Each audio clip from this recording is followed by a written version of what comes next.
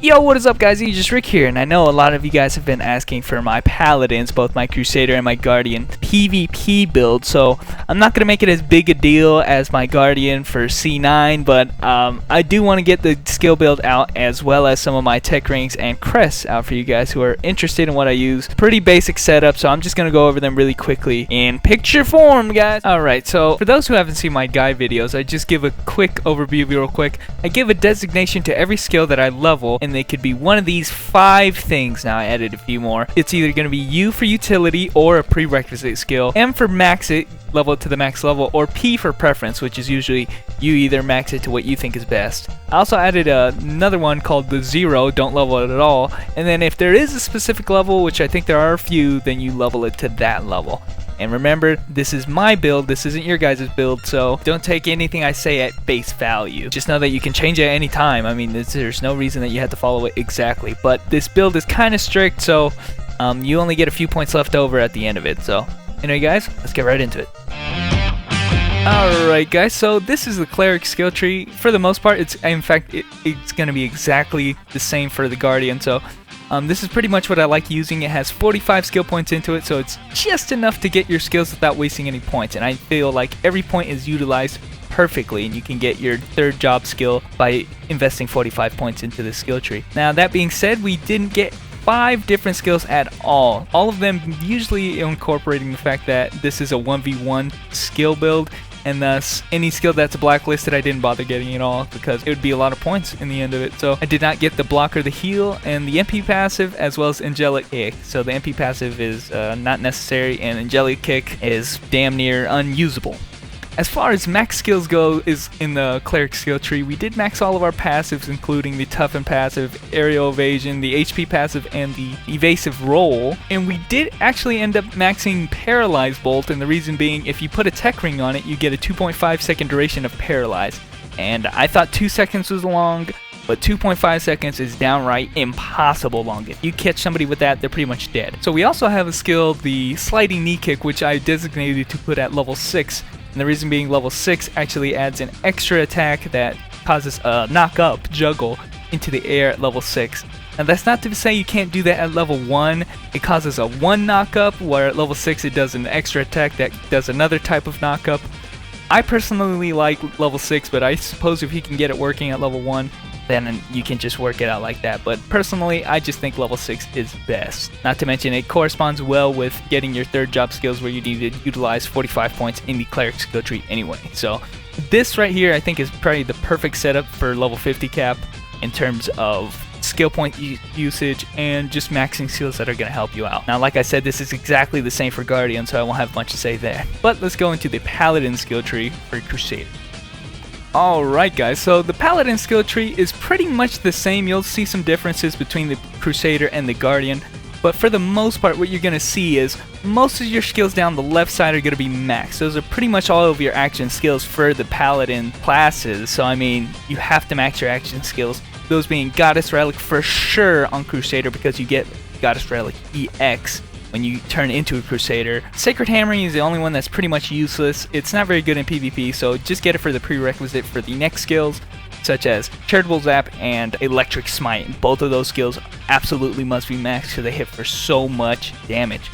Now the next bar over, we can see that we get just the utility. I think it's level 2 for the Shin Breaker, before you can get the Armor Break, which you can max those, and you can also max the Shield Charge, both of which do tons of damage now, this level cap at the 50 range, especially after they changed it. It's very viable to max the shield charge, where before it wasn't really. You can also see that we didn't get any of the other blacklisted skills that are found on the Guardian skill tree, which just save us a lot of points, and we didn't get Provoke as well. So Provoke or the Elemental Aura, so didn't have to bother getting that. Trust me, you'll want to keep on Conviction Aura. You can't have them both at the same time. Now there are a few exceptions. You don't have to get Divine Vengeance. I saw it as a preference type of thing, but I really think it's a good utility when you find that Divine Ascension is off a cooldown, and if you max auto block and area auto block, you'll find yourself blocking a lot, And I think that utilizing both of them is probably the most efficient way to do it. Even though Ascension is much better and you don't necessarily have to get Vengeance, I think it's very useful. And as far as maxing auto block and aerial block, some people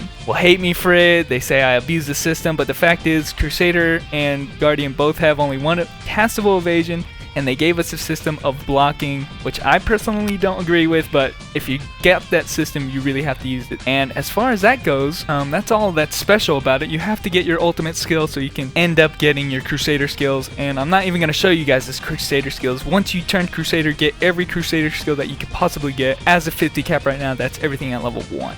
And I think that's about it for Crusader, guys, so let's jump right into the Guardian. Alright guys, this is basically the same exact picture that you saw for the Crusader, so I'm not really going to go over anything. We are running the same type of things pretty much across the board when we're talking about the Cleric skill tree. And to be honest, the Paladin skill tree is not that much different either. We do have a few big differences, biggest being that we're not maxing Goddess Relic because we don't have Goddess Relic EX, and it's not really useful if you don't really have the extra damage buff for it. So I would say just get it for the prerequisites so you can start getting the Charitable Zap and the Smite, but you're not really going to have the offensive capabilities in terms of the Paladin skill tree that the Crusader has, just because you're not going to be able to get the Goddess Relic max level. But the good thing is you'll be able to get Justice Crash, which is downright one of the most OP skills in the game, so I mean that has to compensate for it. As far as everything else goes, I think everything else is exactly the same. You're gonna have to get the 2 blacklisted skills before you can get your ultimate, and that's just a must because you need to get it before you can get your skills for Guardian skill tree. Other than that, everything is exactly the same. You'll find yourself having 7 skill points at the end of your build, while a Crusader will only have 2 extra skill points. I can't tell you where to put these skill points. You don't have to put them in this level cap. I would probably save them personally because I can't find a place to put them. I would put them in Divine Combo since it's my favorite skill, but you know, you can't get it to max level either way with either of the characters. So I would say save them until the next level cap because you might want to put them into skills when they actually start releasing them in level. As far as that goes, guys, that's my entire build. I'm going to quickly go over some of my tech rings and crests real quick, and then we'll call it quits.